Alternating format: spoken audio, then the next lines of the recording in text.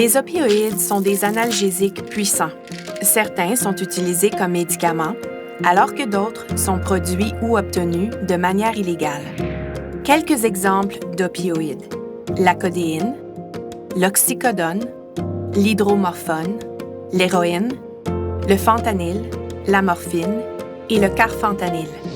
Au Canada, le nombre de personnes qui vivent des effets néfastes liés aux opioïdes est en hausse. Le fait que des jeunes soient du nombre est inquiétant, puisque leur bien-être est mis à mal par la consommation d'opioïdes. Le risque de décès augmente aussi. Ces jeunes ont besoin de services aussi uniques qu'eux. Il leur faut des services spécialisés qui tiennent compte de leurs besoins et de leurs espoirs.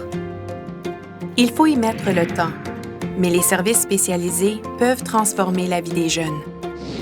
Votre travail en tant que prestataire de services dans le domaine de l'usage de substances est souvent exigeant et parfois accablant. De nombreux prestataires collaborent pour transformer la vie des jeunes qui consomment des opioïdes et en subissent des effets néfastes. Ensemble, ces prestataires forment le réseau de soutien de jeunes. Vous faites partie de ce réseau, et même si vous ne savez pas encore où est votre place, sachez que le potentiel de changer des vies est réel. Cette vidéo propose aux prestataires une façon d'offrir des services qui tient compte des besoins et des espoirs des jeunes.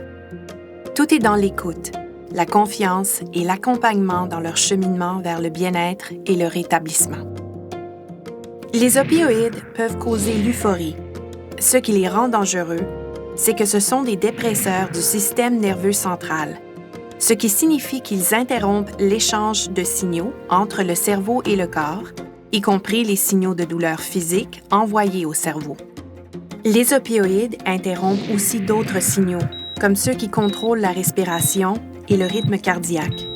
Une surdose d'opioïdes, aussi appelée intoxication, se produit lorsque la perturbation de ces fonctions vitales est telle qu'elle s'arrête, d'où de possibles lésions cérébrales ou la mort.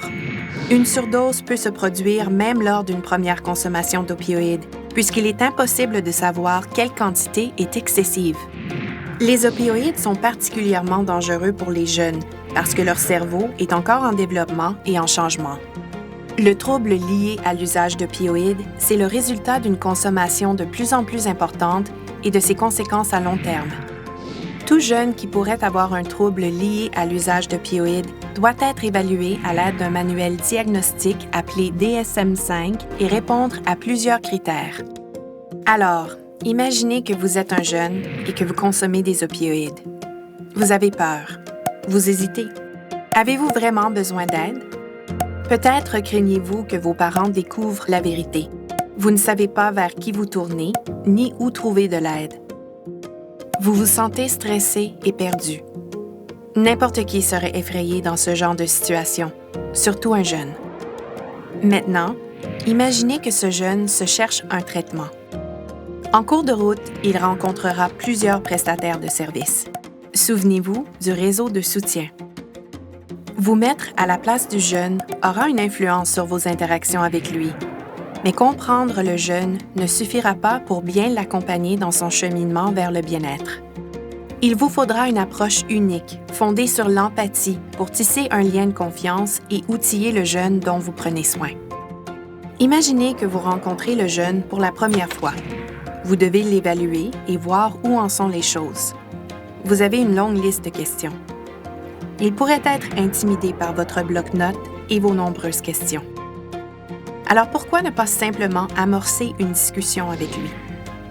Commencez par lui poser des questions sur sa vie, sur ses loisirs et sur les personnes qui sont importantes pour lui. Qu'est-ce qui l'a incité à demander de l'aide? Vous pouvez ensuite mentionner sa santé mentale et lui demander ce qui se passe dans sa vie et comment il se sent. N'oubliez pas que la santé mentale joue un grand rôle dans l'usage de substances. Alors, si vous ne pouvez pas lui venir en aide à ce sujet, n'hésitez pas à le diriger vers un intervenant qui le pourra. C'est maintenant le moment de lui parler de sa consommation, de lui demander quelle drogue il prend, à quelle fréquence, à quel âge il a commencé. A-t-il déjà vu d'autres personnes consommer à la maison ou dans son entourage? Essayez de l'amener à s'ouvrir sur les raisons de ses expériences de consommation. Pendant ces conversations, souvenez-vous de votre jeunesse. Faites des blagues. Discutez de vos loisirs. Laissez le jeune vous apprendre quelque chose. Trouvez des points communs entre le jeune et vous pour créer des liens. Mettez-le à l'aise. Avec le temps, il verra que vous voulez vraiment apprendre à le connaître, que vous comprenez ses difficultés, que vous l'écoutez, que vous vous préoccupez réellement de lui. Les conversations de ce genre seront nombreuses. Faites preuve de patience. Avec le temps, le jeune sera plus à l'aise avec vous et vous arriverez à mieux le connaître. N'importe quel prestataire du réseau de soutien peut avoir ce type de discussion avec un jeune qui cherche de l'aide. Et n'oubliez pas de le diriger vers des services qui précéderont au dépistage d'autres troubles de santé mentale. Travailler avec des jeunes, c'est aussi travailler avec leur famille et leurs soignants. Vous jouez un rôle important puisque vous renseignez la famille et vous l'aidez à trouver les bons services et à accompagner le jeune. Il s'agit d'une approche spécialisée de collaboration et de prise en charge des jeunes qui consomment des opioïdes. Souvenez-vous de l'importance du respect et de l'empathie pour instaurer un climat de confiance. Et n'oubliez pas ces 3 points. Premièrement, s'intéresser à sa vie. Ensuite, à sa santé mentale. Et finalement, à son expérience de la consommation. Et travailler avec la famille et les soignants pour les aider à bien accompagner le jeune. Vous faites partie du réseau de soutien du jeune et à ce titre, vous pouvez l'aider à apporter des changements positifs dans sa vie. Vous pouvez l'inspirer, l'outiller et l'aider à atteindre son plein potentiel de bien-être. Pour en savoir plus sur les opioïdes et pour venir en aide aux jeunes qui consomment des opioïdes, consultez le site web suivant